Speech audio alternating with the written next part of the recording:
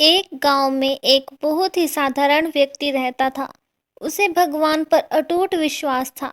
जब कोई व्यक्ति उसे हालचाल पूछता, वह बोलते ठाकुर जी जाने। उस गांव में एक ठाकुर जी का मंदिर था। उन्हें उन पर पूरा विश्वास था। उन व्यक्ति के दो पुत्र और एक पुत्री थी। जब पुत्री की शादी की तो उस साधारण व्यक्ति ने साहूकार से कुछ कर्जा लिया। कुछ समय बाद दोनों पुत्र ने पिता को बोला, यह लो पैसे और साहूकार को देकर कर्ज से मुक्त हो जाओ। उस व्यक्ति ने जाकर साहूकार से कहा कि यह लीजिए साहूकार जी, आपका मूलधन और ब्याज, और मुझे अपने कर्जे से मुक्त करा दीजिए।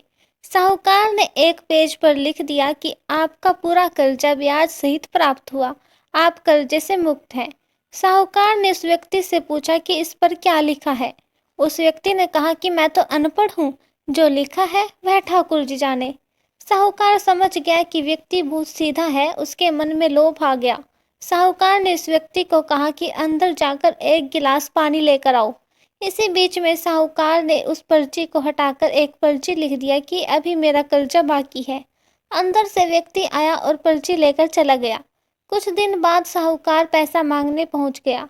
उस व्यक्ति ने कहा कि यह बात गलत है, मैंने आपको पैसा दे दिया है। मामला कोर्ट में चला गया। कोर्ट में व्यक्ति को बुलाया गया। व्यक्ति जोर जोर से रोने लगा और बोला कि ठाकुर जी जानते हैं कि मैंने उनको पैसा दे दिया। जज साहब ने पूछा, कोई गवाह है जिसने आपको साहूकार को पैसा देते देखा था? उसने कहा, हाँ ठाकुर जी हैं। ठाकुर जी ने मुझे पैसे देते हुए साहूकार को देखा था। जज साहब ने कहा कि ठाकुर जी को बुलाया जाए। पुलिस वालों ने उस गांव में जाकर लोगों से पूछा, ठाकुर जी नाम का कोई व्यक्ति इस गांव में है? उसे कल कोर्ट में आना पड़ेगा। गांव वालों ने कहा कि ठाकुर जी नाम का कोई भी व्यक्ति इस गांव में नहीं है। ठाकुर जी का मंदिर है, अब भगवान कैसे कोर्ट में पेश होंगे? अगले दिन अदालत की कार्रवाई शुरू हुई। जज साहब के बगल में खड़ा व्यक्ति जोर से बोलने लगा कि ठाकुर जी हाजिर हो, ठाकुर जी हाजिर हो। उसी वक्त एक बूढ़ा व्यक्ति सिर पर तिलक लगाए, चंदन का माला पहने हुए कोर्ट में आ गया। उस व्यक्ति ने कटघरे में खड़ा होकर बोला, सर मैं ठाकुर जी हूँ, बताइए क्या बात है? जज साहब ने ठाकुर जी से पूछा कि क्या आप इस व्यक्ति को साहूकार को पैसे देते हुए देखा था? तब ठाकुर जी ने बोला, हाँ जज साहब, मेरे सामने ही इस व्यक्ति ने साहूकार को पूरे पैसे ब्याज समेत दे दिए थे। आप साहूकार को यहाँ पर रोकिए और किसी व्यक्ति को साहूकार के घर भेजिए। साहूकार के घर में अलमारी नंबर 3 में एक फाइल है। उस फाइल के 22वें पेज पर एक पर्ची रखी हुई है जिसमें लिखा है कि यह व्यक्ति ने ब्याज समेत पैसा दे दिया। वह व्यक्ति तो न बोलकर चला गया।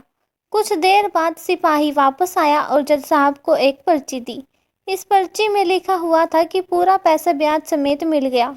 जज साहब ने कहा, ठाकुर जी कहाँ गए, उनको बुलाओ। ठाकुर जी दिखाई नहीं दिए। अगले दिन जज साहब उस व्यक्ति के गांव गए। पूरे गांव में खोजा गया। सभी व्यक्ति ने कहा कि वह वृद्ध आदमी इस गांव का नहीं था।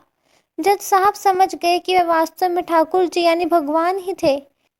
जज साहब ने उसी वक्त अपने पद से इस्तीफा दे दिया। जज साहब भारत के सभी मंदिरों में घूम घूम कर उसके दरबार पर मिट्टी को अपने सिर में लगाते थे। किसी मंदिर में बैठते नहीं। जज साहब कहते थे, हमने भगवान को अदालत में बुलाकर खड़ा किया था, फिर मैं किसी मंदिर में कैसे बैठ सकता हूँ? इस तरह जज साहब काफी बदल गए। आप अधिकतर व्यक्ति के मुंह से सुनते होंगे कि मैं किसी भगवान को नहीं मानता, मुझे किसी भगवान पर विश्वास नहीं है, पर बुरे वक्त आने पर उन्हें भगवान की याद जरूर आती है। कई बार आपने और मैंने ऐसे लोगों के मुंह से सुना है कि आज भगवान ने मेरी जान बचाई, मेरे बगल से कार निकली और मैं बाल बाल बच गया।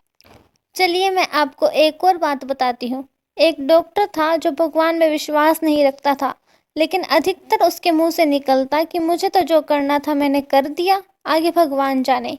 एक बार किसी ने उससे पूछा कि तुम तो भगवान को मानते ही नहीं, फिर तुम्हें भगवान की याद क्यों आती है?